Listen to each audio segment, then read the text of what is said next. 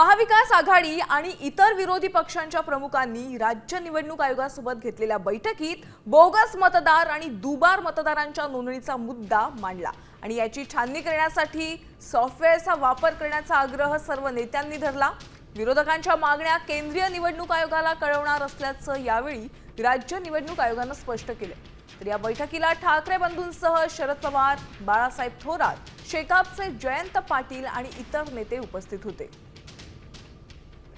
एकाच माणसाचे फोटो वेगळी नावं असू शकतात किंवा वेगळी नावं सेम नावं असतात आणि वेगळे फोटो असतात, अशा वेगळ्या गोष्टी होऊ शकतात।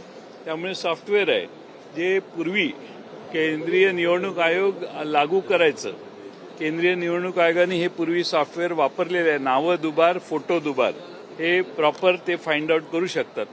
पण आता हे निवडणूक आयोगाने 2019च्या निवडणुकीच्या नंतर हे सगळं थांबवलेलं आहे आणि ते वापरलं पाहिजे।